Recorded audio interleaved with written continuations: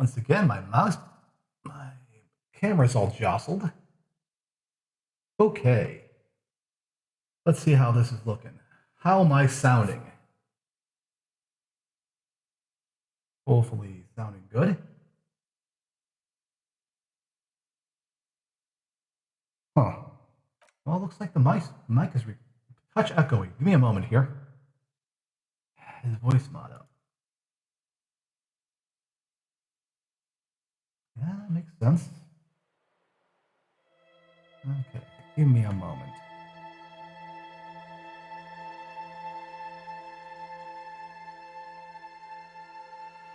Come on. Okay. Yeah, that does sound echoey. Odd. All right. Well, let me do this real quick. Hold this down to 20. Okay. And hold this to clean. How's that? Does that still sound echoey? Or let's go back here. Yeah, I think I like that better.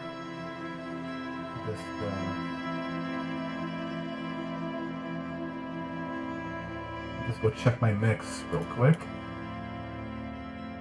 All right, pull down the reverb a little bit. Chorus, yeah. Yes, time for Kitsuragi. Yes, I've been missing my boyfriend. Okay. Let's equalize it. Yeah, I'll turn off the equalizer. I already have an EQ on here. Hopefully I won't sound so muddy now. Hello, Huntress. Hello, Equus. Ooh, this is loud. There we go. Oh, hello, everyone. Welcome to 2023, second stream of the year here. Hope everyone is doing good. I'm King Mob, and I'm continuing on with Disco Elysium. We last left Harrier and Kim. I was just handed the world's biggest crowbar, also known in my hometown as the key to the city. With this, you can open any locked window, door, or barred entry. But I got a giant one. It's about 3 feet long, and looks like a beer opener. So we're gonna see what we can do with it. Yes, like a Valsen. In other news, looks like Andrew Tate's been remanded now for 180 days at least during the investigation, and should be a open and shut case for my least favorite misogynist influencer. Don't self-snitch. Don't make videos about what you're doing. If you're committing crimes, don't snitch. Don't snitch on yourself.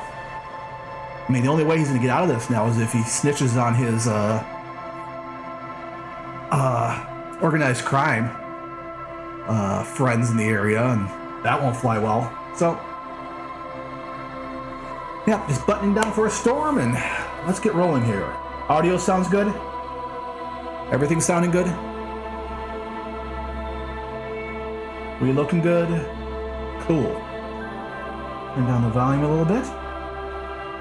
And let's get to it.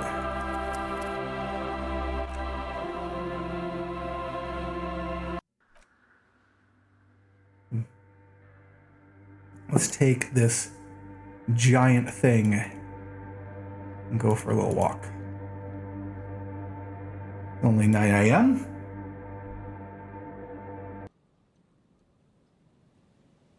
Let's pull up our journal, go to the map, go to the Martinez waterfront. See how long it takes us to travel. It's instantaneous. I'll take that.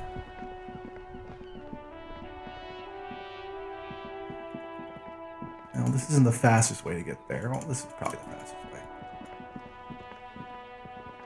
Yes, I have, I think I have the crowbar. Yes, I have both of them equipped. Oh, was it? Yeah. Oh, well. Yeah, you're absolutely right. 'Cause now I have to go through. I'm going to have to go back out. Oh, hang on. You're about to talk to me. I never seen that icon pop up over here. What were you going to tell me? Oh, he was about to tell me that I was about to go into the dark.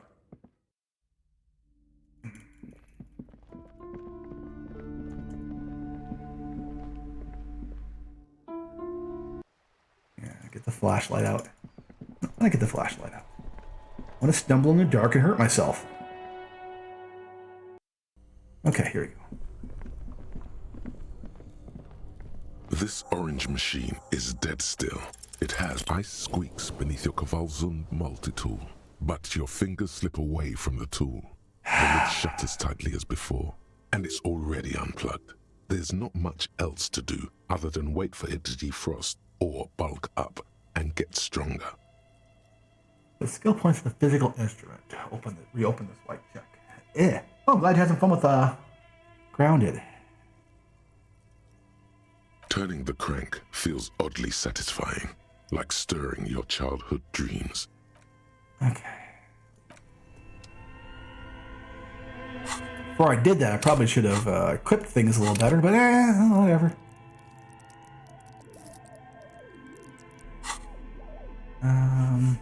Let's see here. Clothes. Do I have any shoes that will increase my physical instrument? Probably not. Do I have any clothes that well?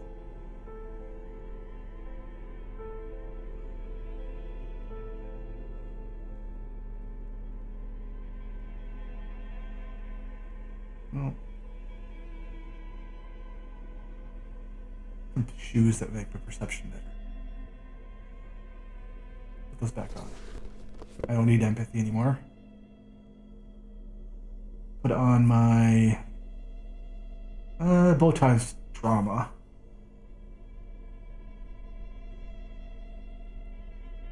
What am I wearing? Yep, that's good. That's good. That's good. I really need some better pants.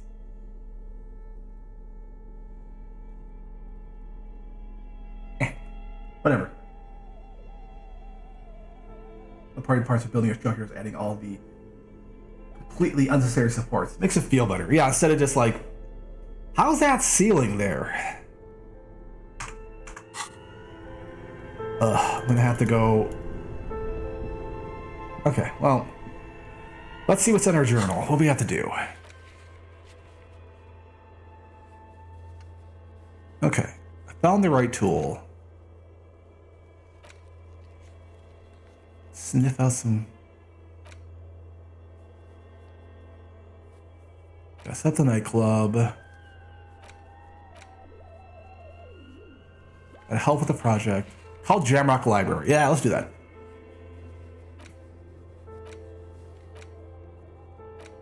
Still haven't found anybody to talk to about the tattoos yet.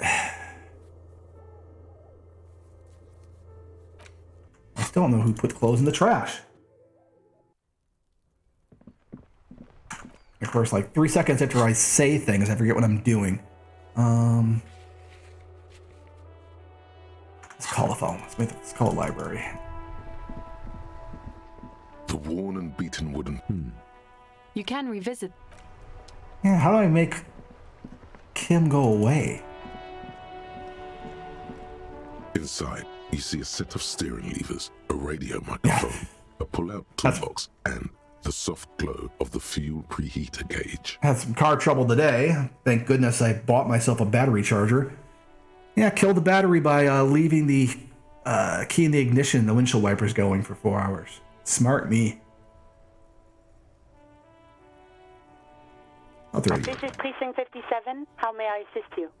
Call the library. I'm afraid they're closed. It says here. Oh, You should try again. Anything else, detective? I want the radio. 57's. In the cabin, Okay.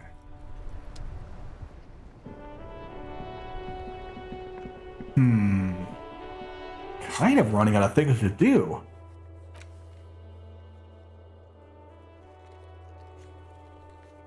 Oh. Okay, well, I'm gonna go. Don't think I've explored the coast completely. And it takes no time. I gotta wait till 10 anyways. So let's go travel to the church.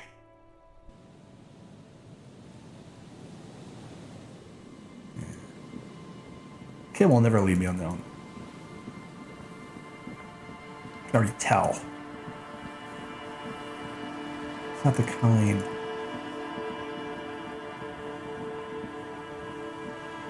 An old door, worn by elements. Guards, you rattle the handle a bit, then push on the door with all your weight. Yes, 20 on that. better that way.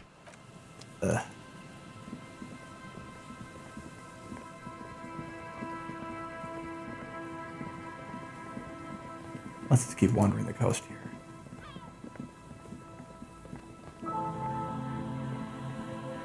Yeah, they finally added the soundtrack to Spotify. I don't think I'm going to listen to it until I finish the game in case I run into anything that spoils things.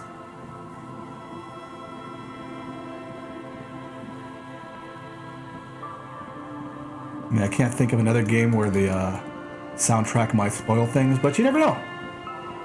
You never, ever know.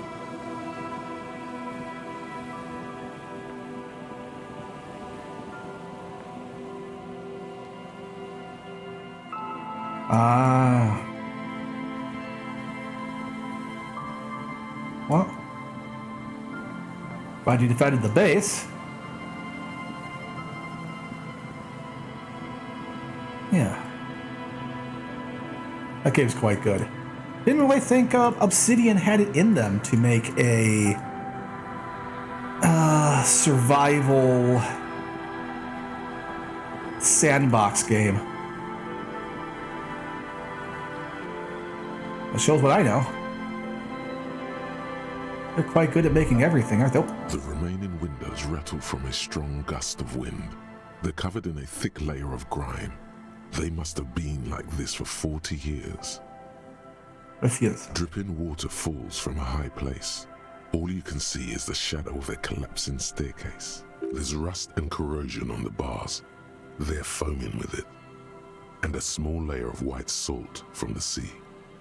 Lieutenant, can you make out what's inside? No. I won't even try. You know... Windows rattle in their frames. He takes his glasses I had off. a partner once. They called him Eyes, because he had to show me things. It's that bad. You can still shoot though, right? Well enough, actually. It's odd how that works. I'm no sharpshooter, but I passed my shooting courses 7 out of 10. His hands lead the way when it comes to that. And his shoulders. It's reflex. Yep, that's how it works. Especially with a pistol. Especially with what they seem to be using, which are like smoothbore pistols. Those things are so inaccurate, you're pretty much doing it by feel. Okay, here's where the dead body was. There's some tear.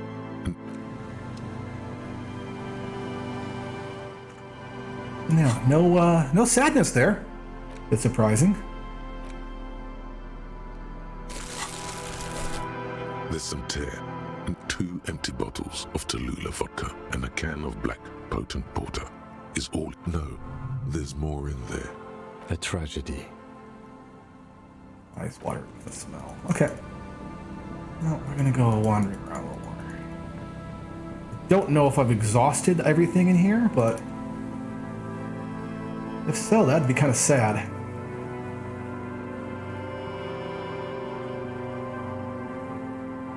I may have.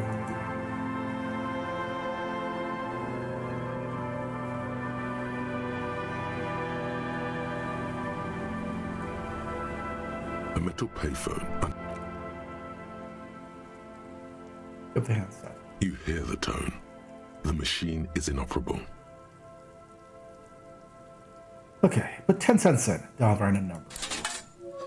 Calling. Still calling. This feels wrong. Should you be doing this? End of tone. Someone picks up. Pierre? Is that you, Pierre? The voice is female. It sounds about 100 years old. Say you're not Pierre. That seems like a better idea. You don't know why. No, this is not Pierre. Do you have any news about Pierre? No, I have nothing. Sure you do.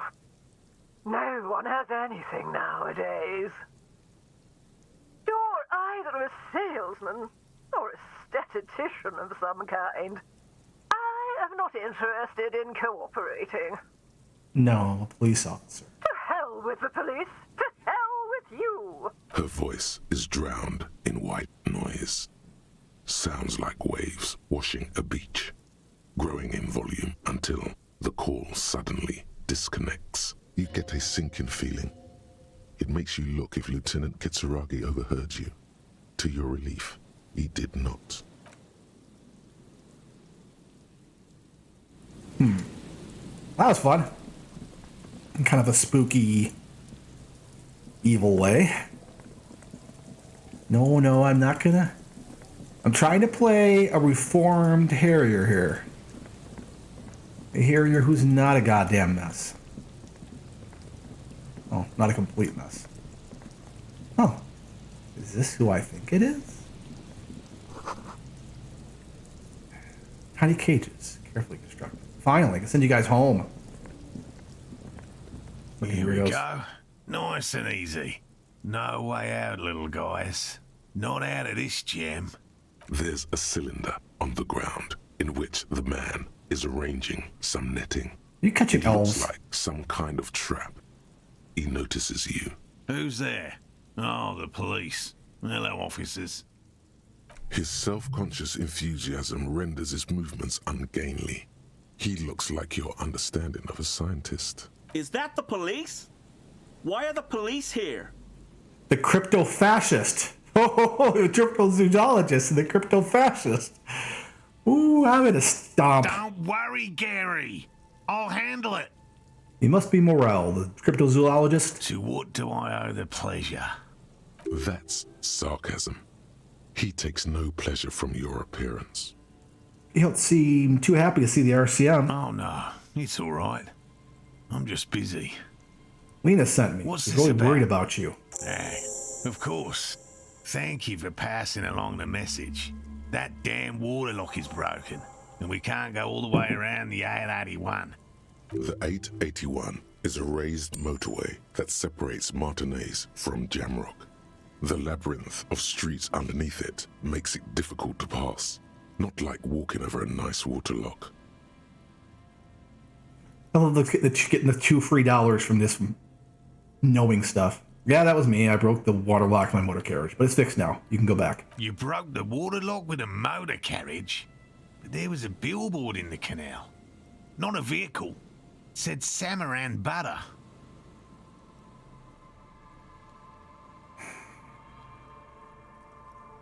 You know, you see, I jumped over the canal in my motor carriage, tearing through the butter sign, which fell into the canal, locking the gates. I used the pawn shop as a launch ramp.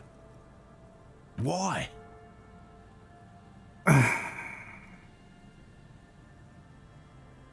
Because I'm insane. Insane? Yes, okay, good. But you said the water lock is fixed now. So we can go back. Did he say we can go back now?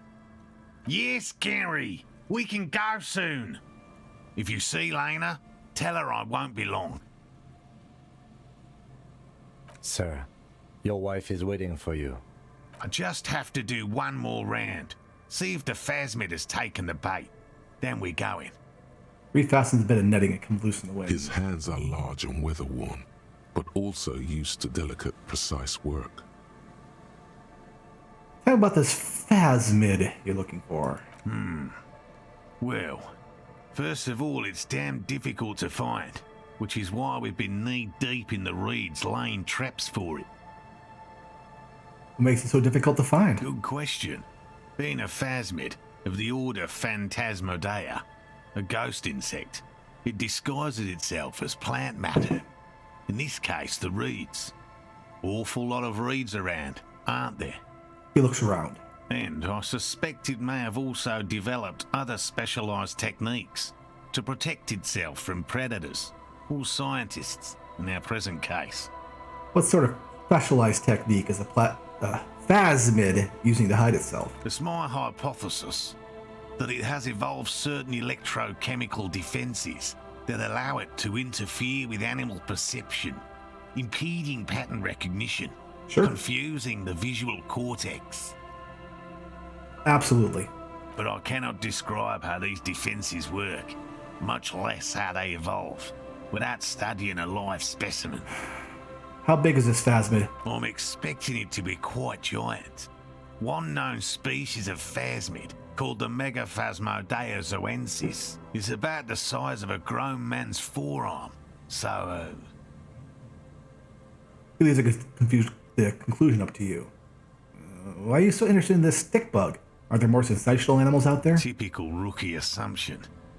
Insects are much more sophisticated creatures than those unversed in zoology give them credit for. Even simply catching a glimpse of the Insulindian phasmid would be the apex of my, of any, cryptozoologist's career. But to study it and its defenses, find out how it stayed hidden so long. He shakes his head. What have you discovered about it so far? Very little, I'm sorry to say. No one's ever captured a specimen, so all our information is based on first and third-hand accounts. No one's ever found one? Not yet. That's what makes it a cryptid. Holds up an index. Just out of curiosity, if there's no proof of its existence, how do you know it's real? I know it's real. Cryptozoologist says brusquely, enough that he even seems taken aback by It's it. clear that his obsession with the phasmid is driven by something more than the pure pursuit of scientific advancement. By which I mean, I've heard enough first-hand accounts to believe quite firmly that the Insulindian phasmid is more than mere superstition. Lena says there's been a sighting of it here in Martinez. Yes, the most recent sighting was by a couple of teenagers along the coast here. That's what brought us to Martinez specifically. Specifically. It's the first credible sighting in several decades. Admittedly, it's an unusual location for this species, but with all the sewage runoff upstream, it probably doesn't matter much anymore. Okay. Maybe the Insulindian phasmid has died out? I have to resist the thought. Such an extraordinary creature is doubtlessly highly resilient. After all, it's generally thought to be capable of parthenogenesis. After all. He means asexual reproduction. The females of the species don't need to mate to produce viable eggs. This makes it easier for a species with a small population to survive. That's pretty clever. Yes, the Insulindian phasmid is a very clever insect. That's why it's so damn difficult to catch. But as a scientist, I'll try my best to remain dispassionate. Tell me more about these traps. Well, they may not look impressive, but Lena designed them quite cleverly, so I'm sure they'll do the trick.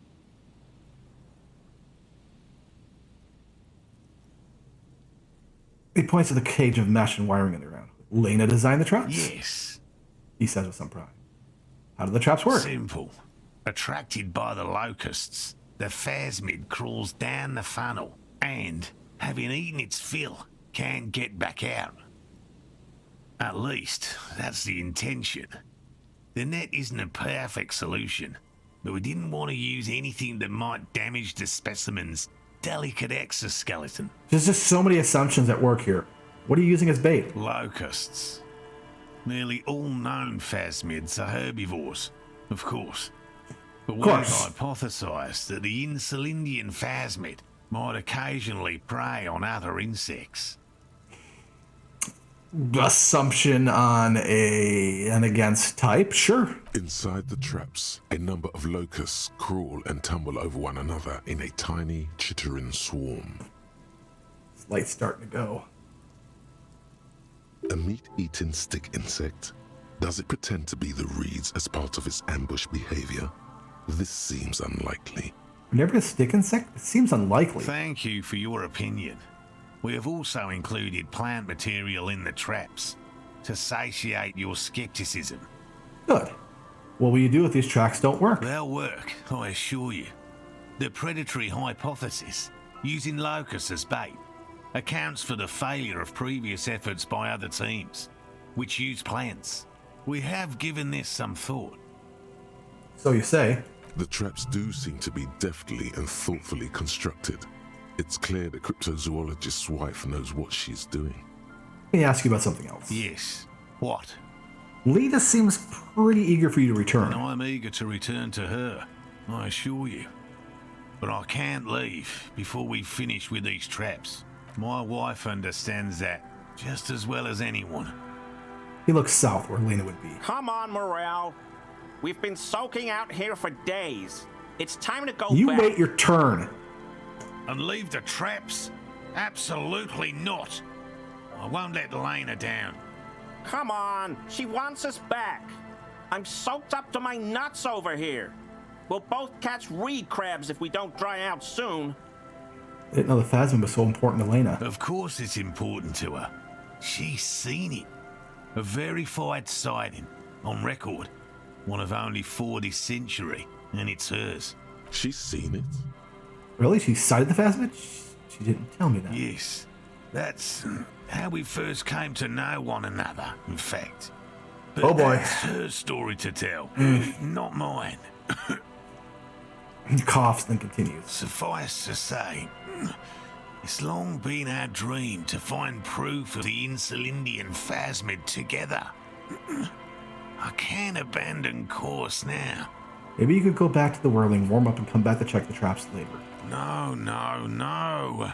The traps need to be monitored on a regular schedule. What would we do if the phasmid were to starve while we were sipping tea at the hostel?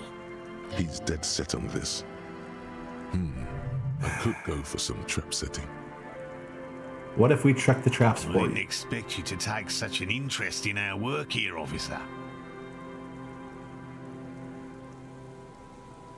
Cryptozoology and detective work are very similar. Yes, indeed. Both require a great deal of research, attention to detail, and, above all, persistence. Where are these There are traps? 4 in total. One is to the south, on this little peninsula, by the boathouses there. It's very near. I'm glad you're amused, Huntress. Another we set in Land's End, to the northeast. It's behind a small sand dune there, on your way to the old radio tower, after the church. The third is set near the canal, where you crossed, by a concrete slab. A big thicket of reeds going up the slope, and among them, Gestures to a trap in front you of them. should check at least one of those before returning to this one, since I just said it. This one's more of a technicality, but still, better safe and stupid than sorry. That seems like a lot. Do we really have time for this extracurricular venture? The pursuit of knowledge is its own justification. Is it? He doesn't look too convinced. The small shrug indicates, why not? If you think it's important, you have been right before. What do we do if there's a phasmid in one of the traps? Bring it to me at once. Just make sure the trap is closed tight. Well, He's not comfortable with the possibility that you'll claim the find, but he's lying about this even to himself. what if I encounter the phasmid in the wild? That's highly unlikely, officer. But in the event you do, I'll spray you with a pheromone mixture I developed. Sure. It's made of musk and research chemicals. Research The pheromone chemicals. should attract the insect to you, or at least prevent it from bolting at the sight of you. It's quite potent. Will last you about a week. Lay it on me. Thick. He douses you with the odd-smelling spray, a double helping as you present your other armpit, and gives you a satisfied nod. Thick. Get hosed down by that fart smell. I hope you're not buying this. He dispenses it without letting you touch the canister, so it would be precious like holy water. It is precious. A single dose cost me 50 real to develop. Not that I expect you to understand self-financing one's own research. He looks at the lieutenant with disdain and puts his spray back in his pocket. I'm ready. Let's get to it. Which means you two can pack up and go back to the whirling. Finally, someone's talking sense. I'm gonna yell at you. Thank you for your help. Gary and I will start breaking down camp. If you have any more questions, now's the time to ask. We'll be gone once you get to it. If it's more cryptid-related business you want to discuss, you'll have time for that later too. But what if the information is vital? On the hunt. What about his eager to leave friend Gary there? Talk to him too, perhaps. Oh yeah, I am going to. I'm on. But I need a beer. I'll be right back. I wonder where Cat is.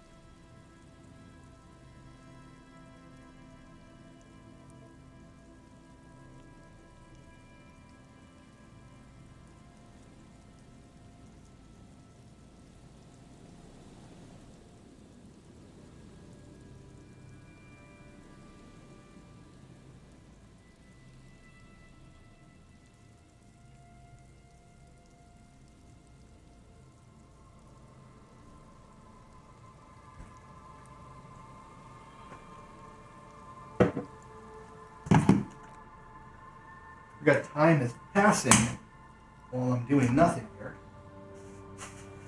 Ah.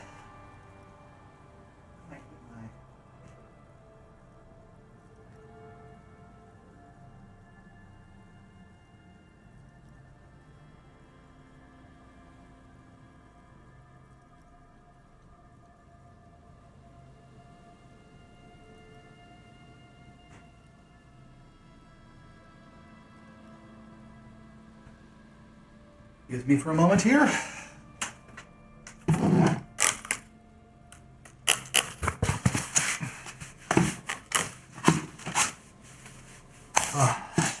My son was eating a very, very sticky pear. And got pear juices everywhere.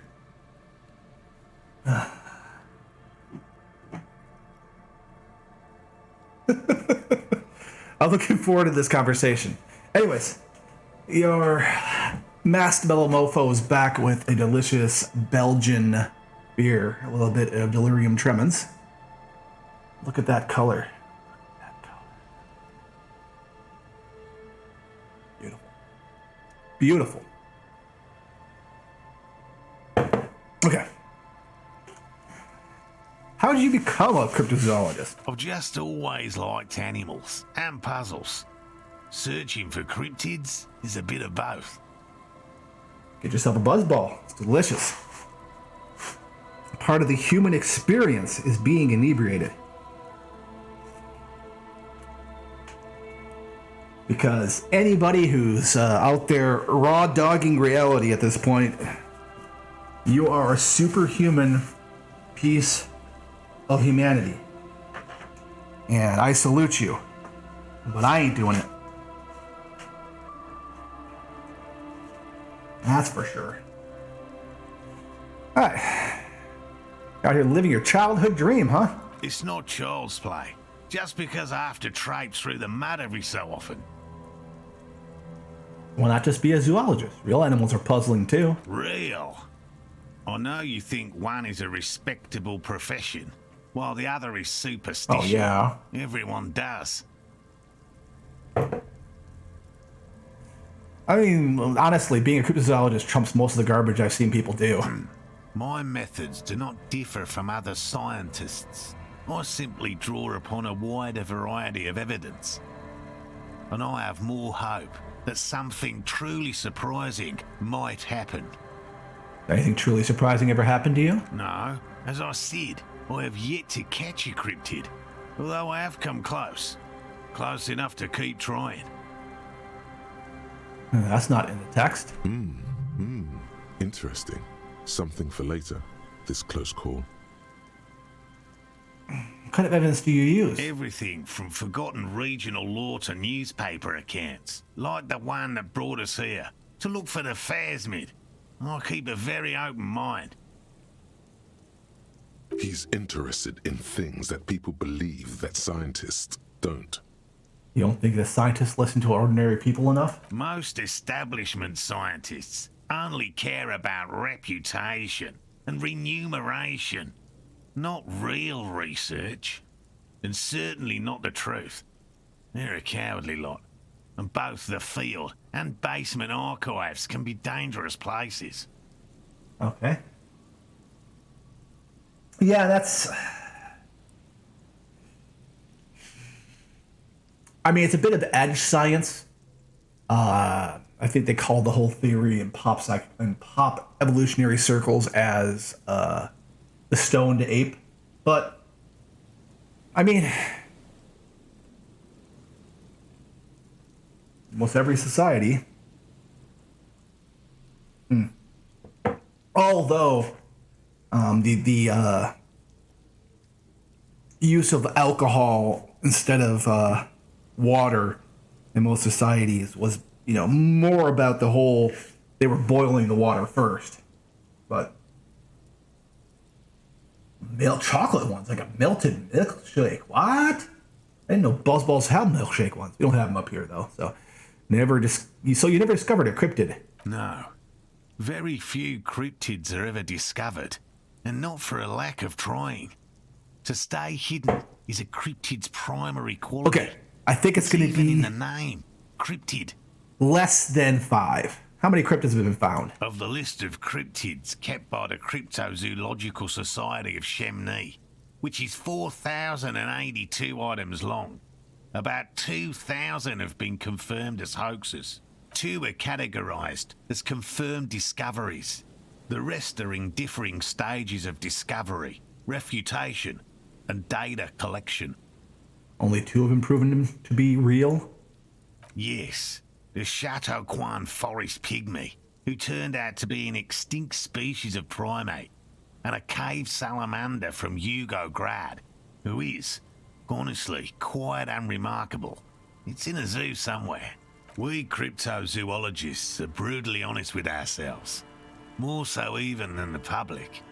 With cryptids, most cryptids are hoaxes or they are never found.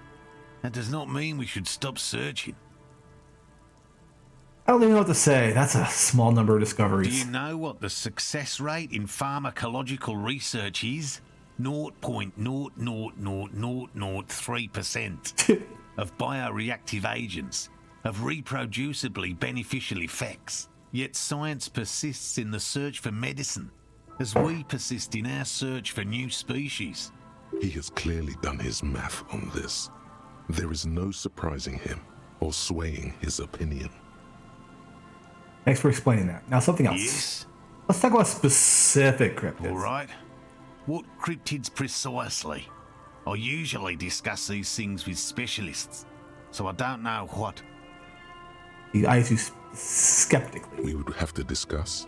He wants to say, but decides against it.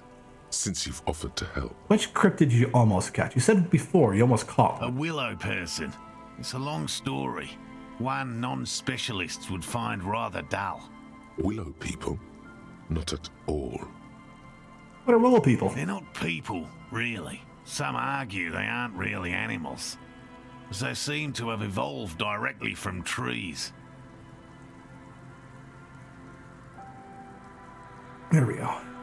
They're very, very thin, almost flat in fact, and can camouflage themselves easily, wrapping themselves around trees and blending in with the tree bark. In that way, they're not too dissimilar from the phasmid we're looking for here. Okay. So wait, I may have seen these willow people without knowing it? You probably have. How did you almost catch a willow person? Gary and I painted an entire grove's worth of trees in slow-drying paint. It was a bright lavender colour. I was hoping one of the willow people would get paint on it and not be able to camouflage itself. After waiting in hiding for hours, I saw a figure slip from one of the trees, a lavender shadow, dashing through the grove. And then? I chased it with a net. Not very elegant. You can't be elegant in the field. And, well, it was faster than me. A lavender shadow. He smirks. I know you think we were snacking on funny mushrooms. It's easier to mock someone and to admit that the world might be more interesting than you've imagined. I don't know. The world seems pretty interesting as it is right now. Furthermore, I'm not saying it was a confirmed sighting. I'm painfully aware of what goes into verifying such things. There is a serious possibility that I saw a squirrel or a trick of the light. I am my own harshest critic.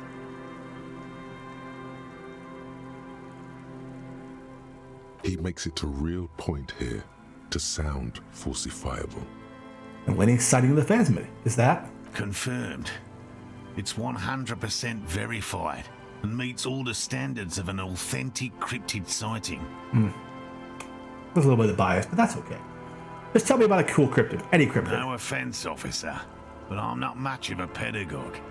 I don't know what I would have done if Lena hadn't persuaded me to go back to field research. You should ask her if you want interesting stories. Me? I'm not a people person, unless you haven't noticed. And I don't make a good lecturer. My strength lies in field work and persistence. He brushes an errant strand from his eye. I left tails there. Let's change the By all subject. means. He coughs and wipes his mouth. Let's get going.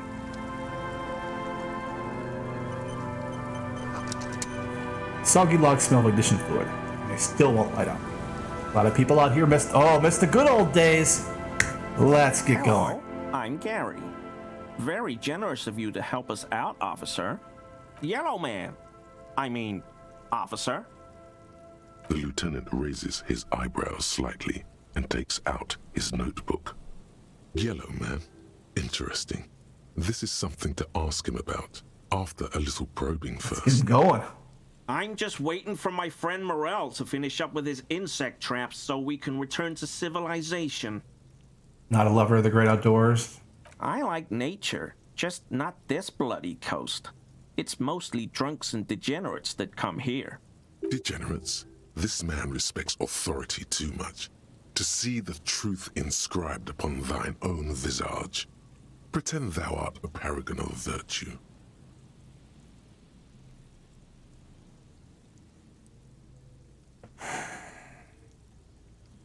I am neither of those things.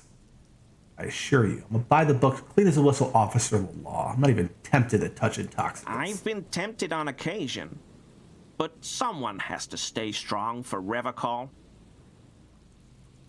He gaze shift to the pile of soggy logs at his feet. He pronounces Revocol with a hard K, unlike other people. Are you a cryptozoologist too? No. I help Morel with research sometimes, and I've learned some things along the way. But I don't usually go in for picnics like this on my own. There probably is a follow-up to this, but you can't think of any. Doesn't matter. Waste of time anyway. You said Gotta Revocol. keep moving. I like to pronounce it the hard way. The old way. The Vespertine way. He nods solemnly. It's a secret rite. A very fringe nationalist handshake, probably. Do you know anything about the man hanging behind the rolling in rags? Oh, so that's what the RCM in Martinez is about. Great. Great to hear someone's finally taking care of that. I agree. Huntress, it does sound good. I'm a kind of a sucker for cream liqueurs. He nods a sincere approval. So you do know something about it? He doesn't. No. Nothing. He was some kind of mercenary. But everyone here knows that. I'm just glad to hear you're looking into it. That's all. He cracks his tie. He's not feeling very comfy in his clothes, is he? Strange. He didn't kill him or anything, but there's something going on here. We're surprised to see my colleague, Lieutenant Kitsuragi. Not many Sealites here, or anywhere, other than Sail. I meant no offense, truly. Lieutenant is a native of Revachol. Oh, yes. Of course he is. I was just speaking about his connections. Let's change the subject, okay? He flashes an impenetrable smile. Is this your mug? My mug?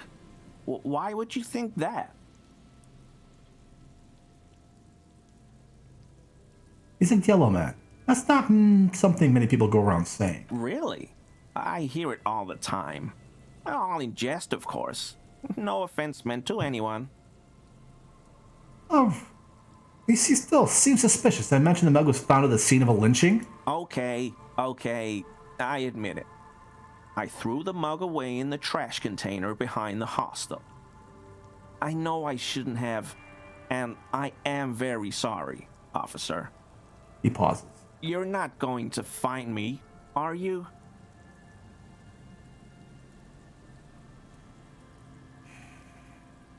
Yes, I am. We're about a fine slip. For 20 real. Okay, I deserve that. And I won't do it again. You have my word. This fascists love following the law. I don't know what got into me. Stuffing my garbage in another man's property, I've been having trouble at work lately. The Koikos are price dumping us out of competition. Koikos? What did you do, Gary? Nothing.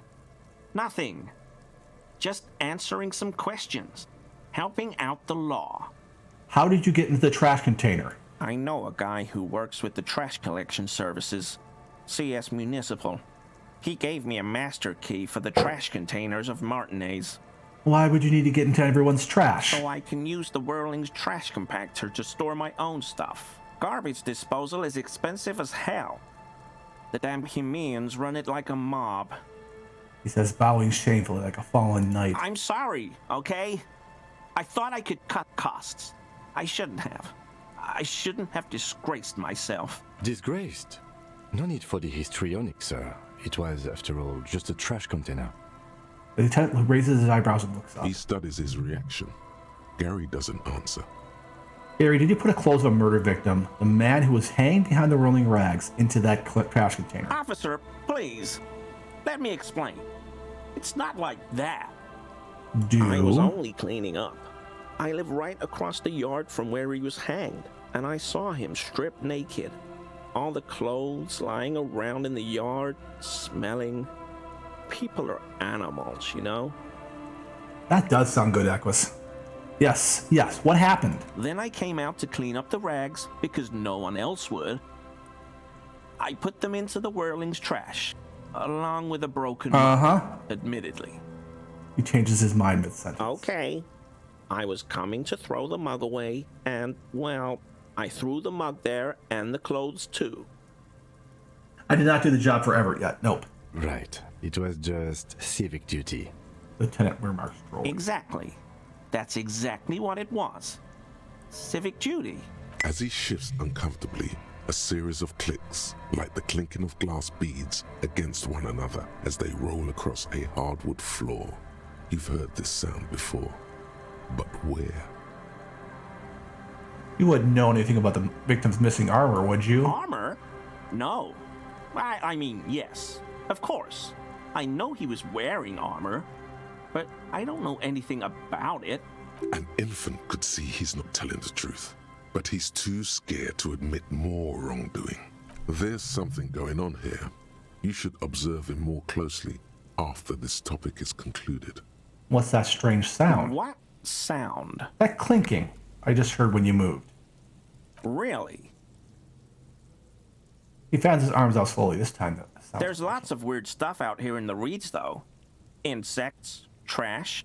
Could be the wind shifting some garbage nearby. The sound you heard was not the sound of something easily abandoned. What's that strange sound? Don't mess with me. I think you know what I'm talking about. I haven't about. the slightest.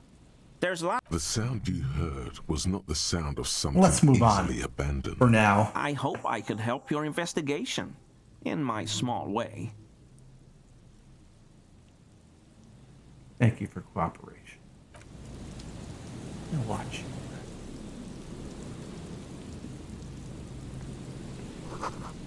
Heavy military black clouds are riddled with bullet holes, crumbling. People are starting to think. Oh yeah, that's a famous one I see all the time. People are starting to think, starting to wake up, starting to fight back against the Matrix. Right? It's almost possible to get fire going this near the ocean.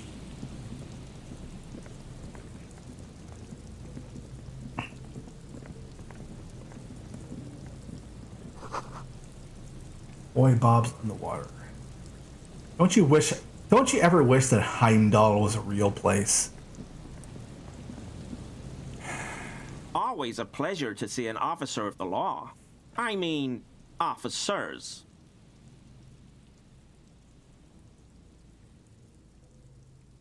Let's try it. Is he? He's looking comfortable enough. Maybe it was just beads. Sounded like beads. But what kind of beads might a man like Gary be hiding beneath his clothes? Gary.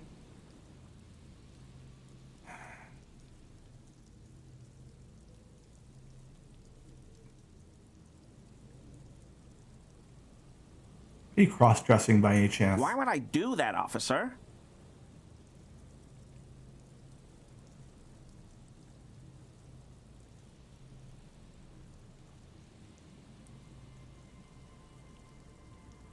Ain't no shame in it, man. Officer, I'm not wearing. Oh, I any gotta fix my women's clothes. composure.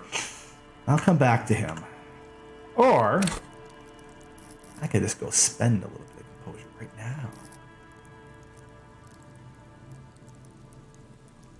If I can find it. Oops.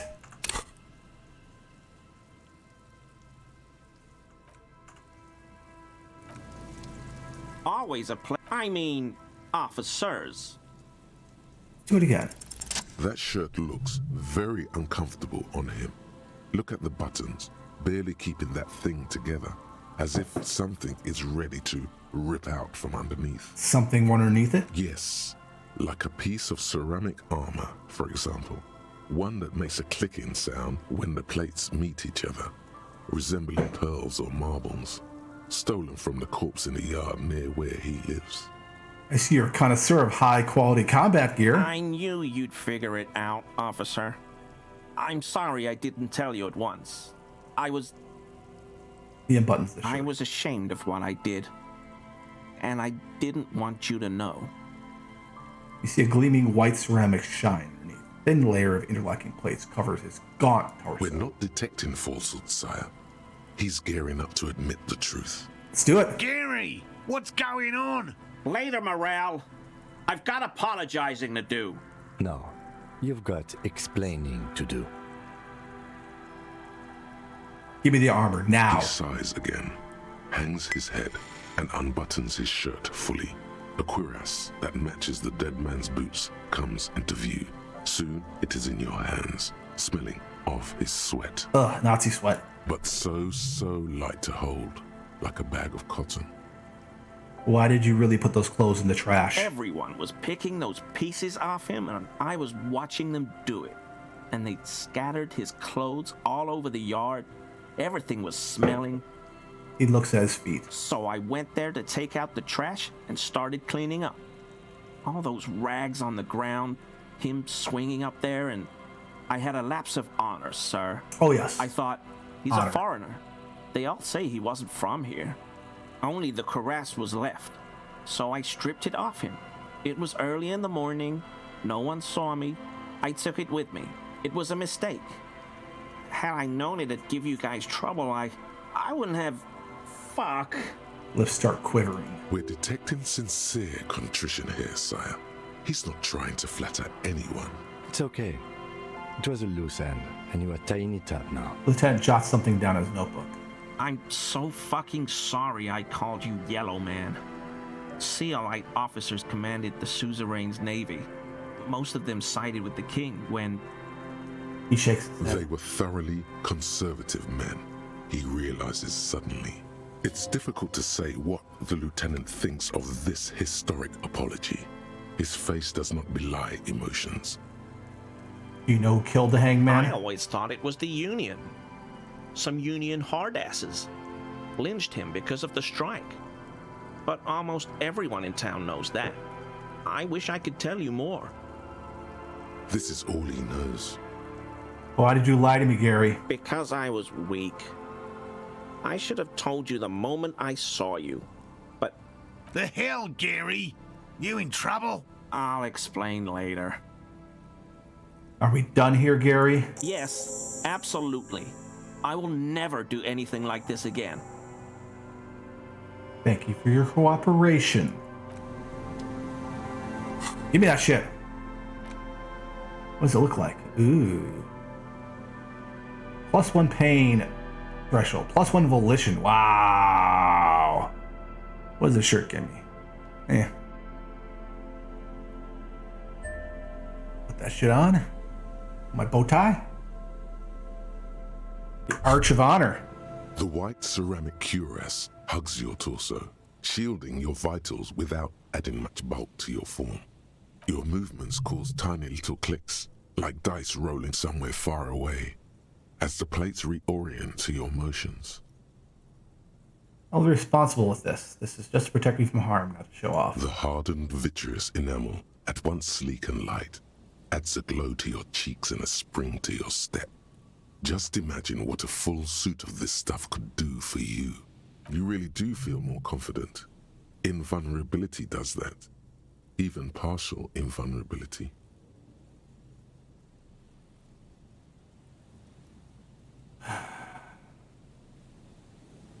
One down, 2 pieces to go. 2? Are you sure you're correct there? There was a helmet too. 3 pieces more like. You were ambitious. Yeah, I want the full suit. It may be a while before you have all the pieces. In the meantime, you should analyze the armor. Figure out its vulnerabilities. Vulnerabilities? Bah. Remember, this is a highly specialized kinetic redistributor meant to stop bullets. Wear it. Observe its properties. See if there's a weakness in the design. For the day you have to fight someone covered in the same material. Yeah, thinking the same.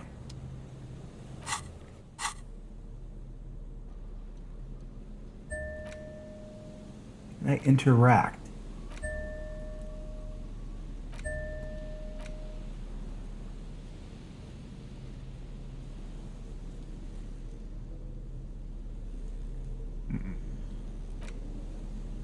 Doesn't look like it. Well, I'm gonna put my shirt back on. No, I have the body is in the fridge right now.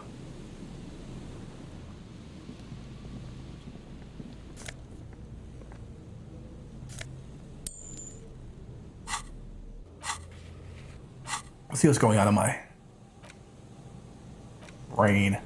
Here it is. It really hurts to punch this armor. A sword wouldn't even leave a scratch. A bullet would bounce right off. There must be some flaw in it that allow you to stand your ground against this dangerous enemy technology. You have to figure out what it is. Possibly beating yourself wearing it? Shooting yourself? Let's see. That doesn't sound smart.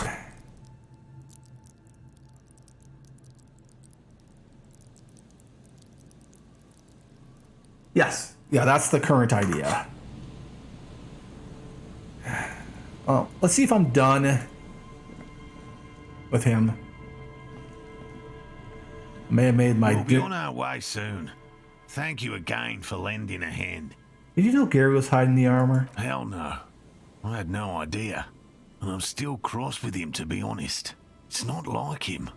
He's got his quirks, but dishonesty, disloyalty are not one of them. I mean, that's one of the hearts of conservatism. Seeing things that other people are getting.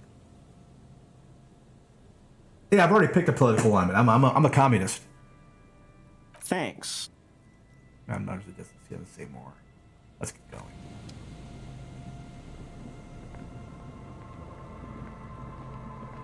Ooh, yeah, I made my dinner. My partner made my dinner. Oh, I'll blame them. Yes, my partner made my dinner drink. Too stiff.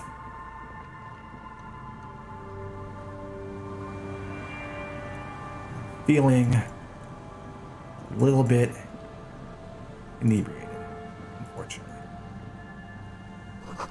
No boat in the boathouse today. Ooh. Savoir faire is everywhere. Oversized superstar glasses. A little bit of magnesium.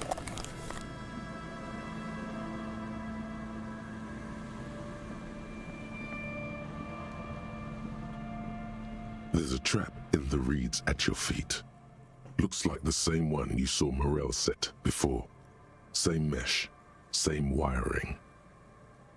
I had a dream. I've been having dreams the whole time. I'm not sure if I've had the dream.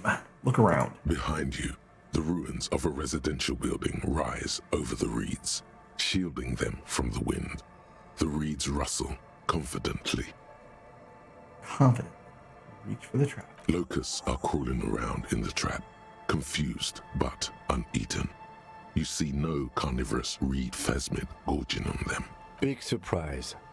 Anyway, 1 down, 3 to go.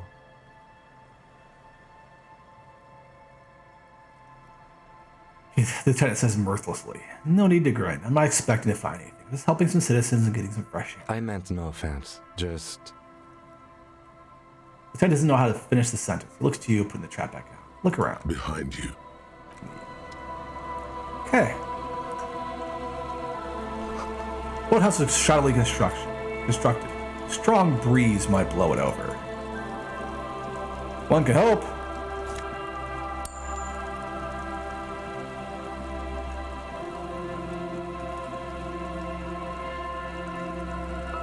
So I don't know if I've had the dream yet. Paint is peeling off the roof of this shaded bench, covered in rust. a scattering of bullet holes is spread across the cracked wall, reaching from one corner to the other. Visual calculus. Bullet holes in the plaza, bullet holes in the backyard. Know about the revolution, know about failed electrical. Why this many bullet holes? A row of ghostly shades stand facing the wall. There are many of them, a dozen at least, their heads lowered and eyes blindfolded. It's quiet. No sound, no movement. 10 meters away, other shades are lined up in an orderly manner, automatic rifles primed. A gust of wind blows by. The coats of the firing squad flap slowly in the breeze. A single person stands on the side. Droplets of rain fall on the wooden planks, the surrounding sand dunes. The clouds block out any rays of light. A long time has passed since the moment of this fusillading. Rain and brine have since washed all the blood away. Not a trace remains. What is this? The abundance of bullet holes leads to two options. Either an inordinate amount of executions were performed here, or they did not use a conscience round, where only one soldier has the loaded rifle. Looks like this was a mass execution with everyone fully armed. Yep. Look at the people against the wall. A host of men, probably in everyday clothes, ragged from the conflict and covered in dust. They were not sitting, a common practice for executions in some nations, as demonstrated by the height level of the bullet holes. They stand, facing the wall. It's impossible to discern any details about their personality or background. Ordinary people, familiar, each and every one of them. Who were they? Comrades, the forsaken, the wretched, who tried to rise against the horrors of the world. Look at the line of soldiers. 7 men in combat uniforms and dark coats, holding automatic rifles aimed at the people. Soldiers from some side, but from which one? Look at the person standing to the side. The commandant, the one who gives the order. Machine gun fire crackling through the air, the lights of the muzzle flashes dancing on his face. Kim, who was in this execution? I don't know. I don't know who died here, lined up beside that horrible wall. It could have been any of the parties involved in the revolution. The first lieutenant doesn't say the word. He just stares at the wall. Perhaps the ones executed here were the loyalist conservatives killed by the communists at the start of the Civil War. Or it could have been the communists put to death during the last stretch of the conflict by the coalition forces. Remember what Trent Heidelstein said about Feld? What if it was the Feld personnel when their assets were being seized by the revolutionaries? Another likely scenario. The lieutenant nods. Or maybe... What about the people from the coalition? The so-called moralists? Yeah. It's very unlikely the coalition forces were the ones who died here. They were always the last ones against the wall. They were always the last one against the wall. To be honest, if a coalition member was anyone in this situation, it was a commandant, the superior giving the orders. A cold sea wind blows away the figures. My goodness. Entry into ticket booth. No longer in operation.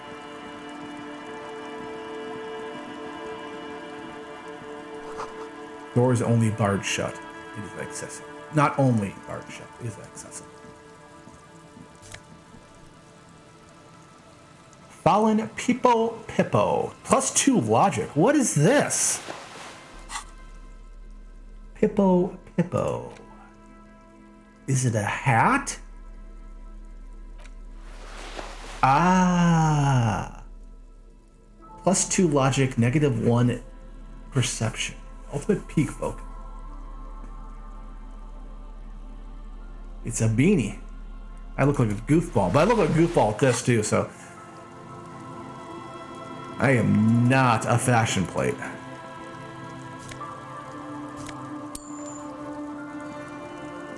It's always kind of the nature of things. Everybody goes against the wall, right?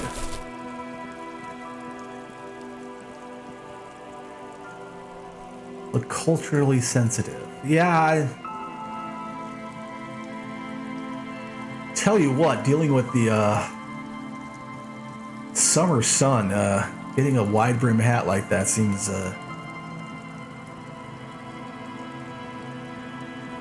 like more and more the play. Yes? I hate the sun. The nuclear weapon, it hasn't finished killing us yet.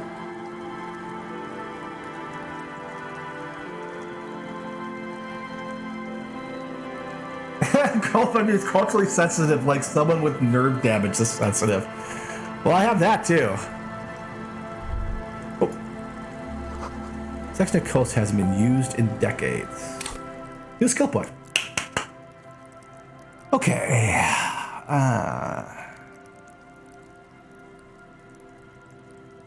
What was I looking for? Physical instrument.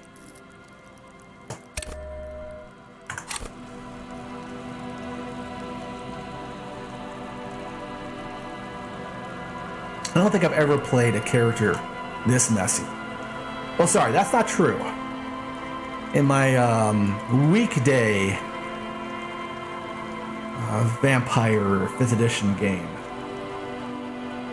But he's not messy, he's just dumb. I play a character named Robbie. He's a thin blood blood draw technician / nurse, and has the thinking capabilities of a Dachshund. He's really good in the moment, but as far as forethought and planning, 0 capabilities.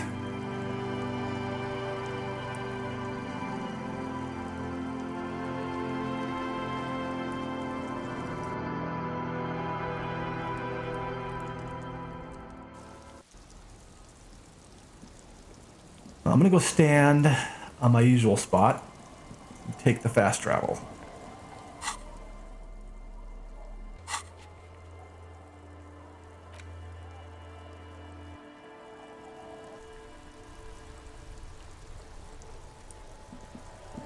Let's call the library. Inside, you see a set of steering levers. Okay. Pull out the radio. This is Precinct 57. How may I assist you? Connect me to the Jamrock Public Library. Hold on, officer.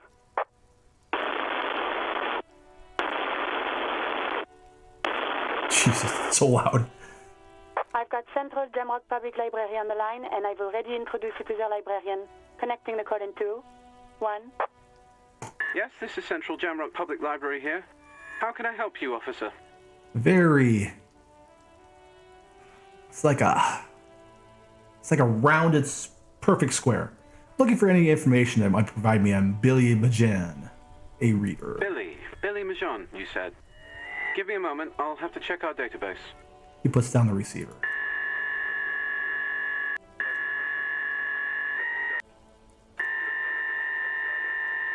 Yes, hello, are you still there? I found Billy Majan's home address, is that alright? No phone number, unfortunately. You can hear him fiddle with a printout. They're too poor to have a phone line. Yes, the home address is fine. Here we go, sir. Rue de Saint-Ghislain, 33B, apartment number 20. It's in Martinez, I believe. Cape Side Apartments, it says. That's all. That's where the smoker on the balcony lives, isn't it? Give me information on Billy Majan. It says here that they returned their last book just a few days ago, but I wasn't at work that day. You know who might have been on work that day? Marie? Marie? Do you remember a reader named Billy Majan? They returned a Tybalt book the other day. There's someone answering from afar. Maurice, what? A woman yells. Then, yes, okay. If it was the police, He starts she explaining. starts explaining something. Yes, it was my colleague Marie. She said that it was Billy's husband who returned the book. He also asked for this new sci-fi release, Lowe's Radio City 87, but we don't have it yet. Law's Radio City? That's the same book the working class woman was reading at the bookstand. Can Marie describe what the husband looked like? Marie? Oh, it passes. She said it was an older man, and that she's pretty sure he'd had a drink or two the last time she saw him. What was he wearing? 1 second. Librarian turns away from the phone again and relays the question. Sorry, Marie wasn't really paying any attention to that. So Billy Jean is a woman, not a man. How did your colleague know that was her husband? Marie knows Billy. She's been working here longer than me. Sometimes her husband returns some books for her. You know the husband's name? Sorry, no. Marie only knows him by sight. Thank you. That's all from me. I have no other questions. Happy we could help. Goodbye, officer. The librarian hangs up and the call gets redirected back to the station with a soft click. Anything else you need from me? I'm done with the radio for now. 57's over and out. In the cabin, you see... Whew. So what do I need to interact with these guys? I want those jackets, That ride is fucking lightning. young man exclaims. Hey, piss. Look who it is. Shrunken Halfway. cophead material.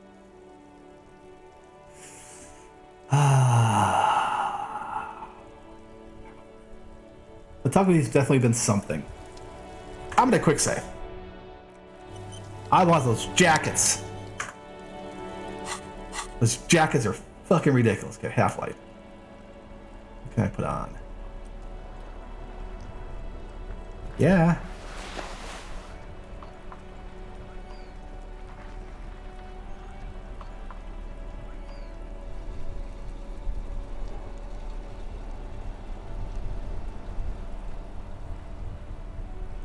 Searching here.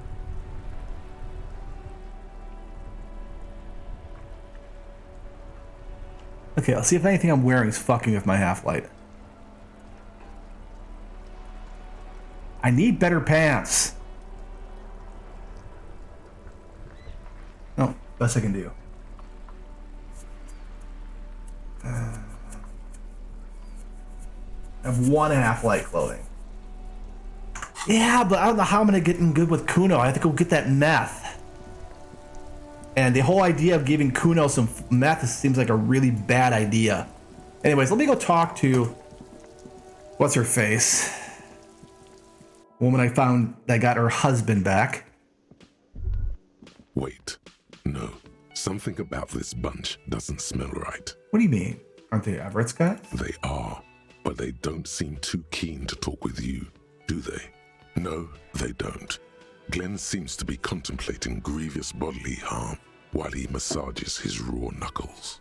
In the far back, Eugene is doing his best to ignore you. Meanwhile, Fat Angus keeps shooting you furtive glances and mumbling uneasily to himself. And from his perch at the end of the table, Titus Hardy himself stares at you with a cold contempt that makes you want to leave the cafeteria straight away. Besides, you're pretty sure they consider themselves social democrats. All right, I guess I'll look somewhere else. Hi again, gendarme. Let's go for it. That's about the way he carries himself. It's the sports. He's a sports guy, all about that physical. Bye-bye, gendarme. Blew it.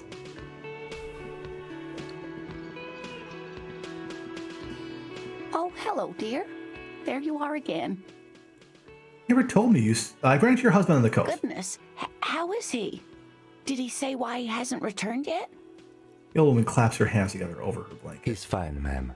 As we had suspected, he couldn't get back earlier because the water lock on the canal was broken. Now he's just finishing up some work. Yeah. Well, I probably could buy him, like loaded of money. Oh, yes. That's my Morel. He's bound to catch a cold staying out there for so long. But I am so relieved to hear that he's okay. Thank you for putting an old woman's heart at ease, if even a little. You haven't, however. There are dangers out there. Our aging body's foul. Her heart won't rest until Morel is safely back with her. Now maybe she'll open up about those fascinating cryptids. Take her mind off all this. You never told me you've seen the phasmid. You don't want to hear about some old woman's ramblings. No, I really want to know. Reflexively, the lieutenant readies his familiar notebook. Well, it was summer. I was building a racing track out of sand on the beach near a tall stand of reeds. Quite a tall one. Many times my height, I remember. When, all of a sudden... Wait, where was this and how old were you? I'm getting ahead of myself. I was 5.5 in Betancourt in the suburbs. My grandmother had a summer home there. Betancourt got bombed in the war. It used to be quite near, circa 20 kilometers from here. What happened? The strangest moment of my life. I looked up and one of the reeds moved. Not like a plant, but like a living thing. It stood up and looked at me. Its body unfolded like some antique toy. I've never seen anything like it. That's big. I didn't know this can happen, so I reached my arm and touched the thing. It felt just like a stalk of reed, but it moved, swaying, towering above me. 5 feet? 4 feet? After a while, 20 seconds, a minute maybe, it left, went into the reeds. Did you follow it? I tried, but I was only a child. There was mud and high water. I couldn't see it anymore. I was just standing there knee-deep in mud, looking around me.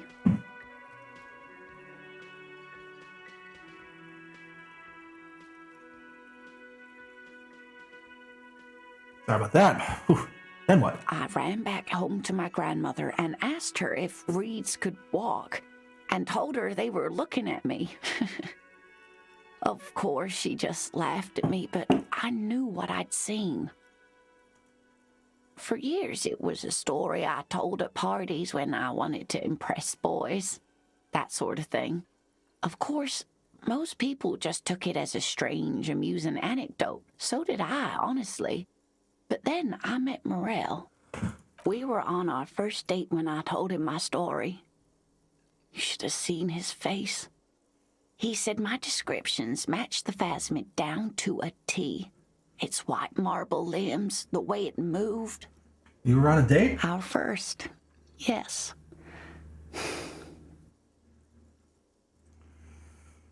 Woman's sigh is tender. The sigh is tender.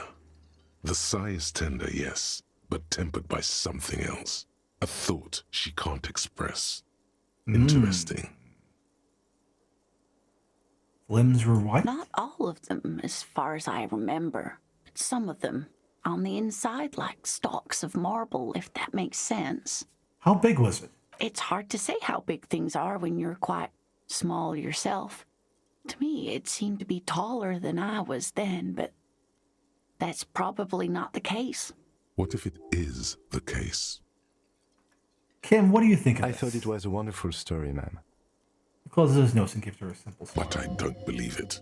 A child left unattended on a warm day. Children make up stories and then end up believing them. They do not.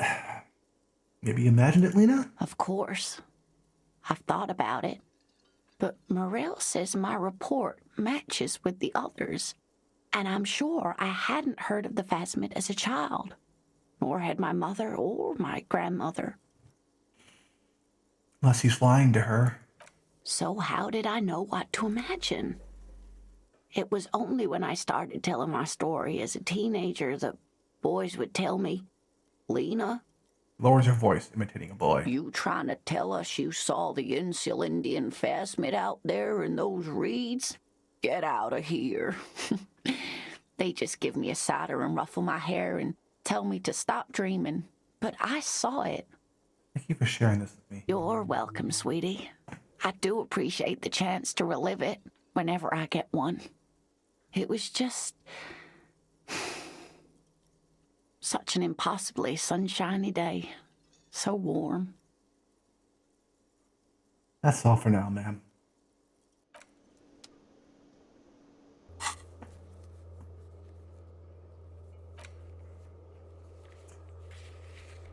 Go to Billy Majon's department to deliver the bad news. Let's go do that. Excuse me.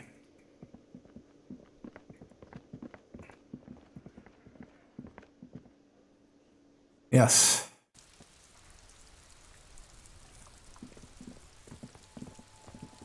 Yeah, I don't think I'm ever going to go bust up the people for the Union. I'm going to take that as a loss. Let's talk to Kuno. Fuck does Kuno care?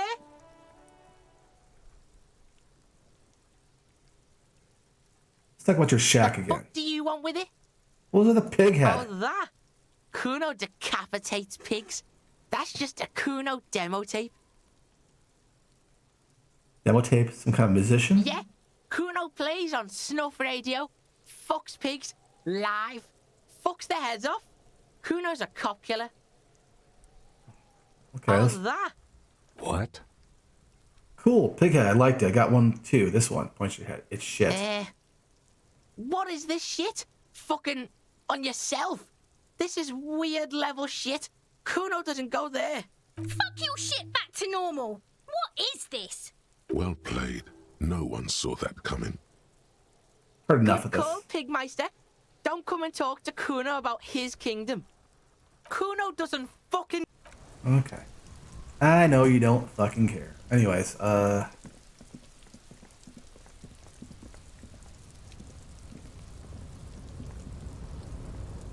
those sports.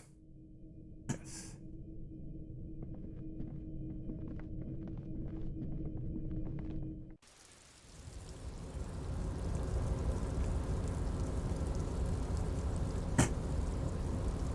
Okay, trying to figure out where I'm going next. Ah, yes, this is where I made the jump.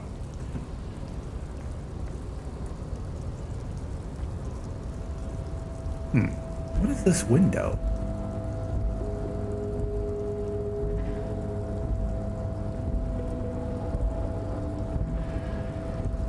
Okay, yeah, this is where I made the jump before. Let's just go back down. I'll go access some different thing. I never saw that.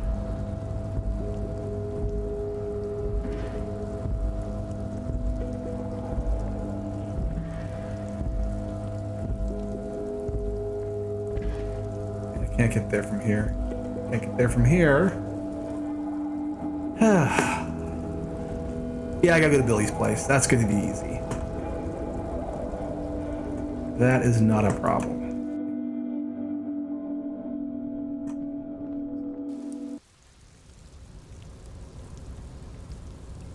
Manana.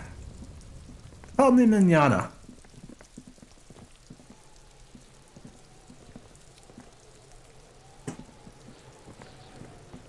Uno, you're a nut bar.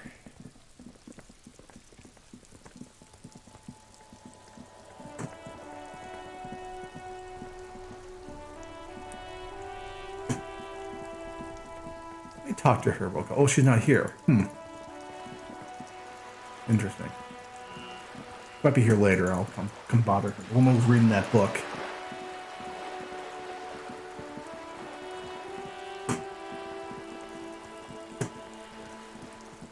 A number of things to do on this side of town.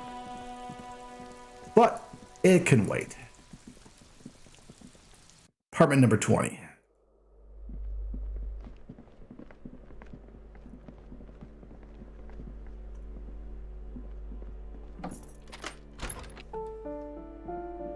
Let's talk to Maslov A again. plaster cast bust. Honestly, he does kind of look like you after all. They're the working class. Whoever lives here definitely shares your enthusiasm. There aren't many communists around. Not after the revolution. Some youth still keep the ideology going, it seems. Ideology. I love Kim.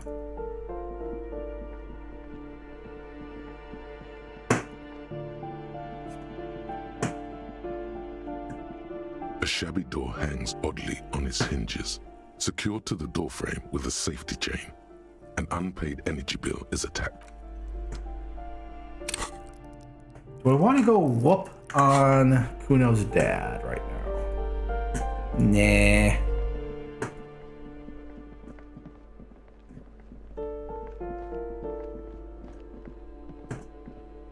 You hear someone walking around inside.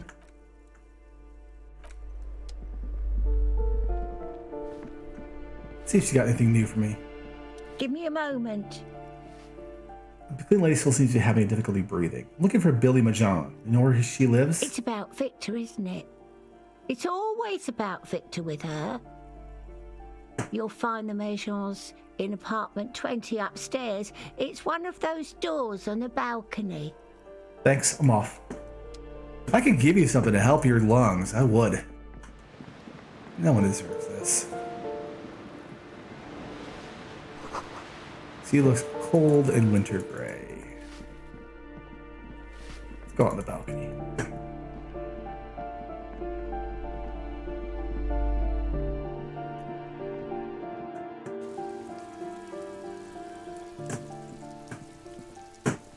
And there is this.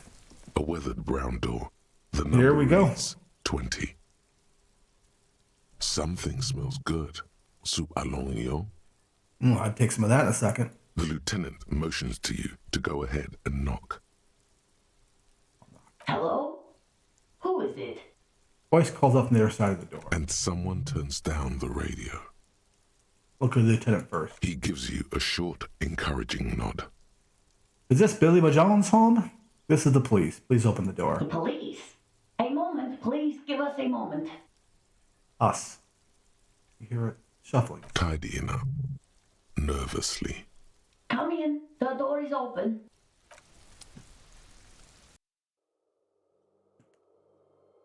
Looks pretty nice in here.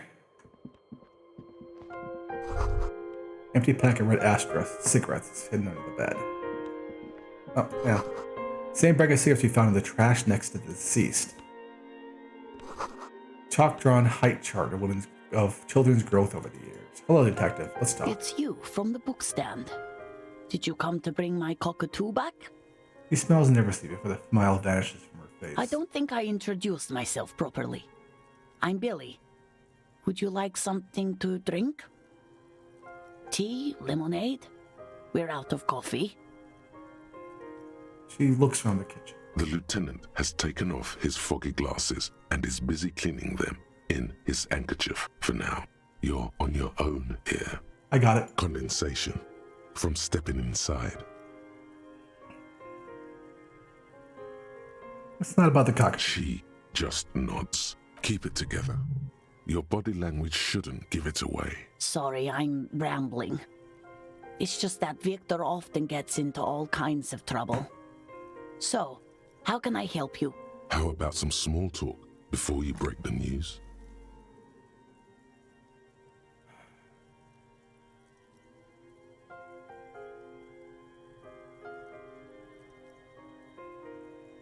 You live here with your husband, Victor, right? It's me, Victor, and the kids here. We have 2 daughters, Jenny and Jolie. How do I reclothe from here? Yeah, I can't reclothe right now. How old are your daughters? Jolie is 16 and Jenny is turning 18 next month. How do you back out of the conversation? Look around. Where's everybody? I don't see anybody home. The girls are staying at their friend's place tonight. And Victor is out. She swallows visibly. Out where? He has a problem with drinking. And so he disappears every now and then. He's probably in the parks drinking with his friends. I sent him to the library a few days ago, but I guess something came up. Your knowledge, did he make it to the library? No, I guess I'll find out when he decides to come back home. Looks at the front door. It shouldn't be long from now. He's never gone for more than a few days. What was the name of the library? Oh, it's in Jamrock. The one at Mayrow Street. I don't know the official name. Central Jamrock Public Library? I think, yes, if that's the one on Mayrow. It is. It is. What was he supposed to do in the library? Just to return a book of mine. Why? Why all those questions, detective? Was it The Glinting Curve by M. Thibault? Yes. It was unsettled as he said it. Or it's crunching up in a weird expression. Remember what he was wearing when we last saw him? His old leather jacket. Can you describe it? It's just your average brown leather jacket, but he bought it as a teenager, so... What about the inner lining? Yes. The lining is hand-sewn. It's blue. I tried to make the thing more weatherproof since he's running around with it in the middle of winter. One thing I have to tell you. She folds her hands across her... Leave. Ha! Okay, yeah. Which? Okay, it's empathy. Leave. Let's put on some empathy clothes. Sure.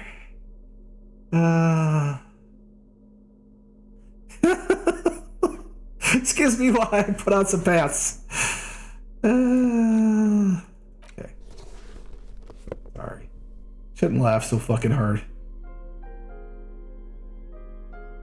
Okay, see what I'm wearing here. Anything that's fucking with my empathy.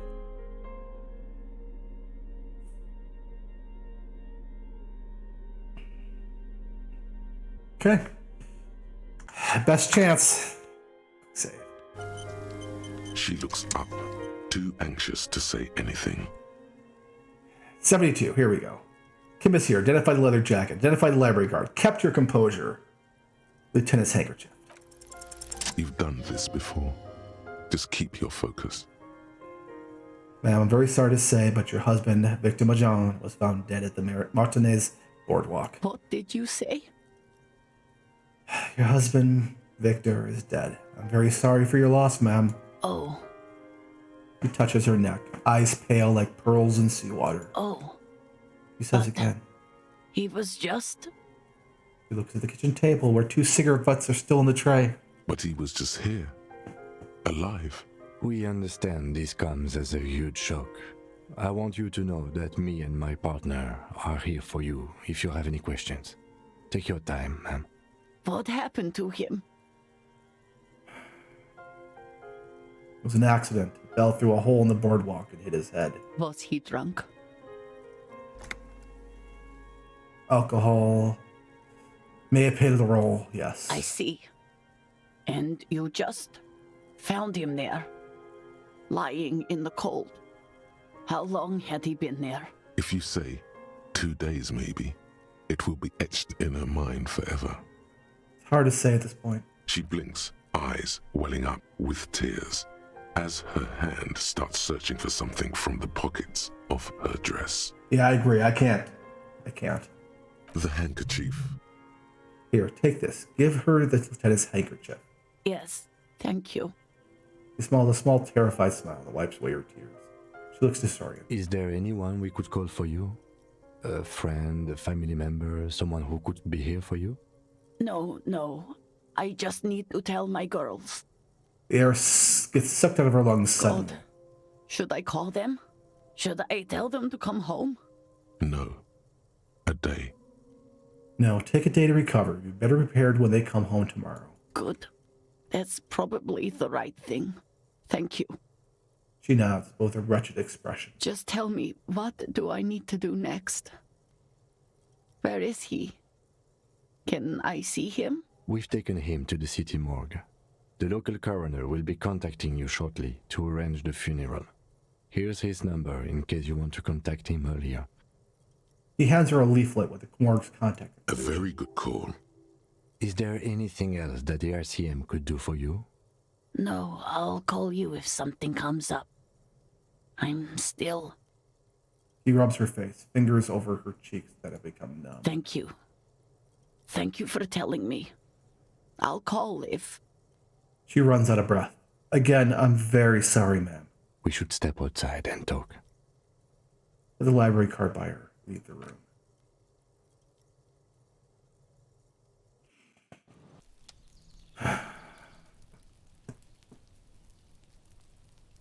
You did well. Tennis says as soon as you left the apartment, the balcony feels cool and quiet with a stunning view of the district. I could have done more. You did enough. He pauses, rubbing his hands together to generate some heat. Can save the whole world, you know. Can't bring the dead back. Nod. What now? I'll call the station when we're finished with the day and let them know the name of the deceased. What about Billy and her kids? They'll manage. That's it? That's it. We should get back to our case now that our duty here is done. Right, this is closed then. Let's go.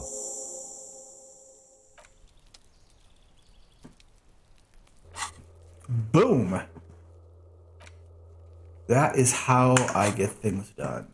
Like a good cop. Not that there are very many. Tell you what. All right. Let's see what's left on our list of things to handle. I still have to figure this out.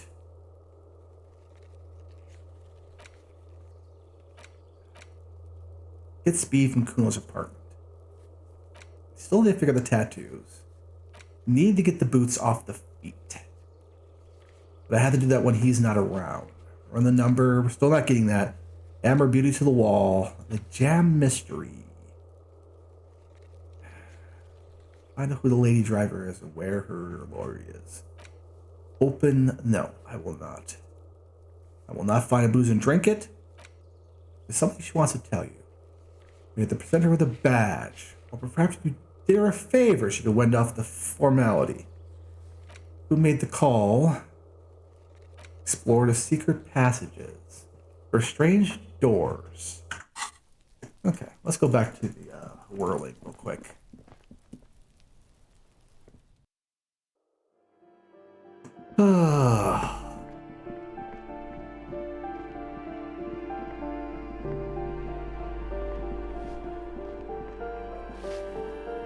I mentioned to some people today on Reddit where I shouldn't be. Do you smell that? Smell what? Can you not detect that inimitable whiff of dissatisfaction and restlessness? That sense that the world is in need of dramatic, even violent reordering? Close your eyes and take a deep breath. What do you smell? The first thing that strikes you is the overwhelming brine. You imagine yourself underwater.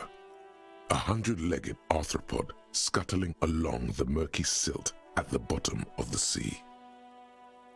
But then, the unmistakable reek of seagull shit hits you, buoyed along on the air currents. An acrid melody atop mouldering cords of wood rot and heavy fuel oil. Everything in order, detective?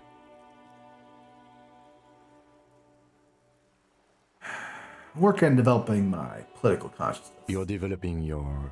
You know what? I'll just leave you to it. Carry on, detective. No, I haven't got my badge yet. What? Do I? Yeah, I have a badge yet, yes. Politico-olfactory cortex. The smell is undeniable, and it's coming from that balcony up there. Certainement. A precocious communist youth, a symbol of a kinder, more hopeful future. Now's your chance to establish contact with your revolutionary brothers and sisters. I do have a badge. I have my badge. I don't have my gun yet. Hello again, officers. Have you come to admire my mural?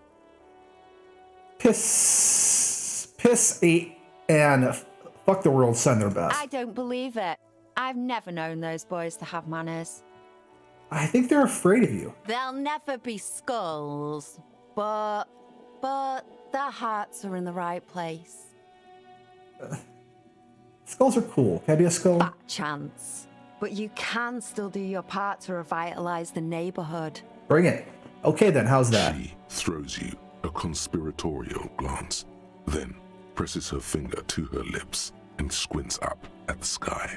Yes. As though straining to hear something in the distance. Have you noticed the quiet? Every so often, you might hear a gunshot pierce the air somewhere in Jamrock. But in Martinez, no gunshots. Beady no eyes. Sirens. The people are languishing in boredom. Beady eyes. and Beady complacency. eyes. This place is a sepulchre. We'll paint it red. We bring the raucous. You bring the sirens. Hey, sister, let's talk politics for a minute. And what do you know about politics? Looking for comrades to help fire up the great Mazovian sausage grinder. Will you help me? The girl erupts in a cackle that seems like it should belong to a much older woman. Oh, that's very nice. The little piggy wants to make sausages. Out of what? His little piggy friends? Don't worry, Kim. I'd never make you into sausage. It was not a concern of mine. Lieutenant brings one. Sure. I know someone who'd love to talk that ideological stuff. You're looking for Steban. Who is Steban? A right communist who runs a mega cool and very secret meeting. I might. Do you know where I can find him? Will you tell me? No. Pretend to think about it for a moment. The lieutenant lets slip a sigh that seems to suggest this turn was utterly predictable. Just tell me what you want to do. Want me to A do? wicked grin extends across her face. Oink for me, piggy. Just once. Come on, there's no way to treat your revolutionary brother. Wrong! This is exactly how I treat my little brother. Oink, oink. There, that wasn't so bad, was it? The lieutenant, needless to say, is not impressed. Sounds like you're really serious about meeting Steban. It's touching. Sort of. Steban's group meets only at night. In an old room in these apartments here. It just so happens you're in luck. Their weekly meeting is tonight. Ooh. Poke your snout around sometime after 10 p.m. and you might just find them. Why do I feel like there's a catch? Oh, smart pig. Because there is. See, Steban's a bit on the paranoid side. He's got all these mega secret passphrases to keep out infiltrators and the like. You can't join the meeting without one. You're not gonna tell me, are you? Why would I? That would be so boring. Now, let's see if you're half as dedicated a communist as you say you are. That's enough. Off with you then. It's always the thing. I know the heart of the story they're trying to tell here, at least with the communist thing. And it's something that people are finally getting now. It's about mutual aid. Can't trust large lumbering systems to give you what you need. You need to help those around you. Do you know what happened? Any idea what happened to the man's hangman's armor? What do I care about some fucking tin eggshells?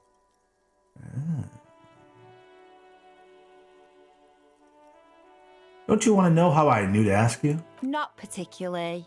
I want to keep this as brief as possible, you see. I want to return to painting the world red. Piss and fuck told me. Fine. I don't care about those wannabe skulls, and I don't care about your armor. She doesn't want to sound surprised at anything you say. This armor art for the body. Oh, all right, Piggy. I'll give you this one. I saw a little girl in the fishing village running around with military-grade handwear. Looked cute as hell. Could that girl have been little Lily? It's not a bad place to Little start. Lily. I know a girl in the village. Could have been her. Small kid with giant white armored hands. If you've seen one of them, you've seen them all. Catch you later, Cindy.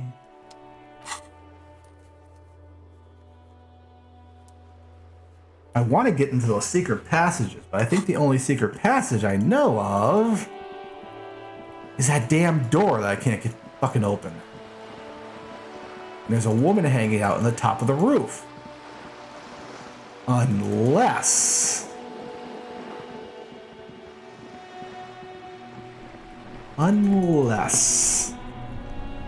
It's almost noon here. We've done half of a day.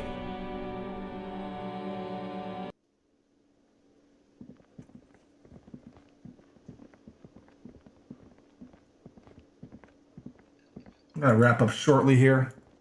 Hopefully it'll stop snowing. I don't know what the heck's going on. The door is closed. Not gonna get much harder. Still nothing. The lieutenant gives you a quick glance. Try the handle. This door can only be opened with a key or from the inside. Weather's going on. Okay. Well, you know what?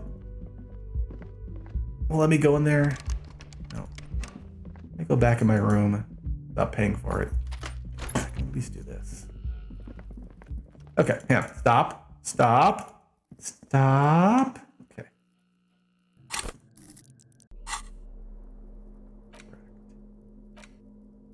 There's no way to listen to the tape without a working tape player or portal reader. Did I break the... A pawn shop.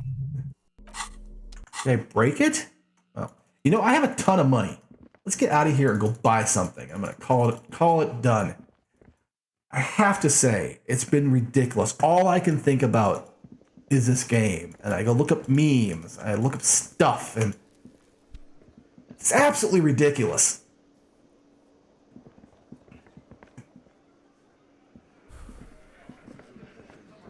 Behind the dock workers, a ceiling height window. Not the time wedding.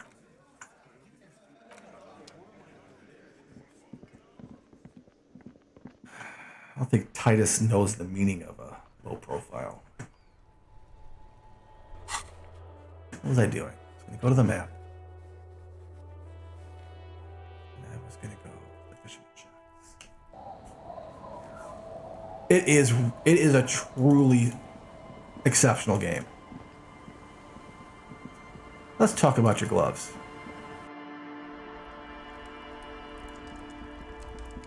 Hello, mister. I heard there was a girl here who has some armored gloves. Is that you? Oh, I had gloves. Very big ones. Had? Heavy, too. Where did you get these gloves? Found them when Lemmy and I were playing hide and seek. In an empty house. Where no one lives. I think someone hid them there. Let's spend the money. Oh, yeah. She doesn't want you to think she stole them. And where are the gloves now? I hid them. The twins were going to take them. They're stupid. Unless her stuffed toy up and looks through his remaining eyes. Let's search for cover. We're going to need those gloves. It's for important police business. See, he enunciates those last two words carefully. Oh. She doesn't seem to understand, but the lieutenant's tone has conveyed to her the important part. They're in my sandcastle. Behind our house. Under the sand. You can break the castle. It's not very good. Thank you. Thank you very much. Yeah, I go to the pawn shop. But there's no quick way of getting there. Weather has not been kind to Lily's little sandcastle. The once mighty towers are quickly eroding away. You can see something shining back to you from what must have been a vast underground catacomb network. Reach into the catacomb. All the shiny. The walls and floors give way to the giant's greed, collapse, and present you with a pair of ceramic gauntlets. Congratulations. That's the gauntlets down then. We're doing good on the armor collection front. Let's see what those bad boys look like. Oh my. +2 interfacing. Oh my. Whew. Feel like Iron Pants. Yeah, what's that? Nothing. Okay, so we can go back to the porch of our building. And then we're going to take the fast travel.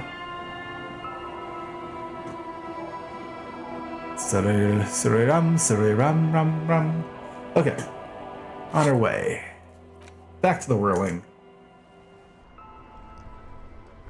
Alright, let's go sprint down the street.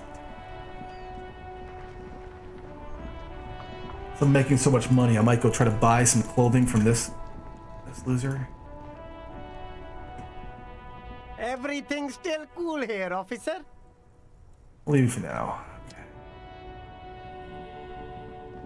You keep coming back. That's good, officer.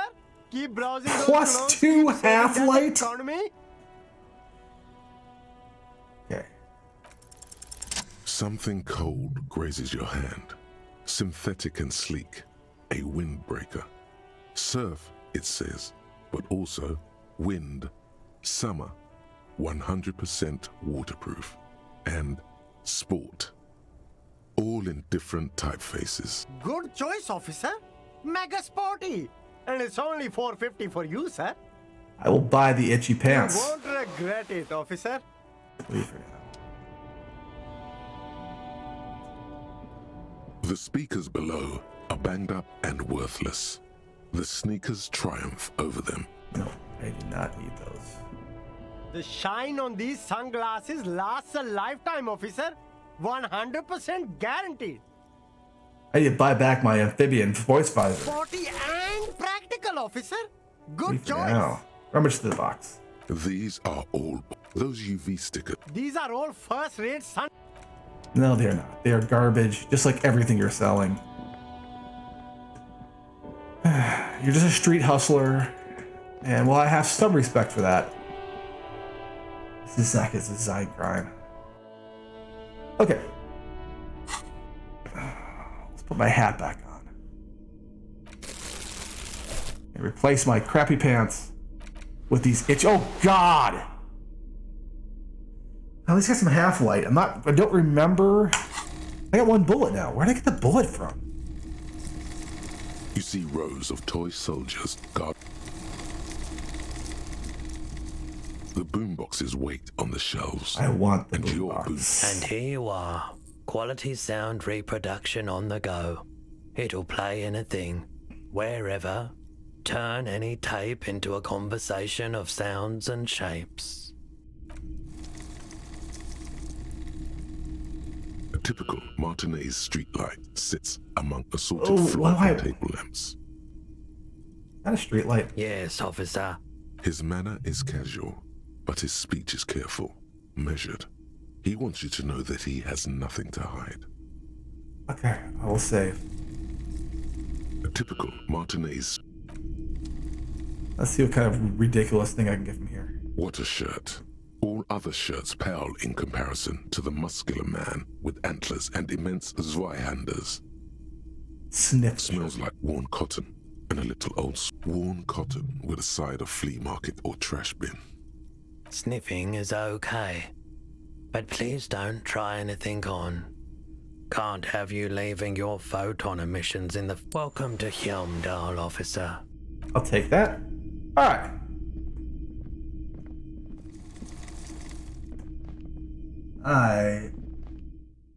Okay, I will say before... I bought what I needed to buy. I'm wearing pants. Wearing pants. Feeling better.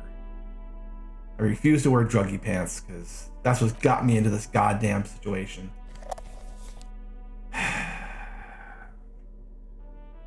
What a mess. What an utter and complete mess. But slowly composing things back together. I think the most important thing I've done so far is the volumetric shit compressor.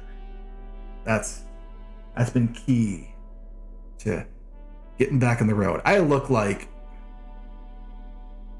I have a serious chemical imbalance.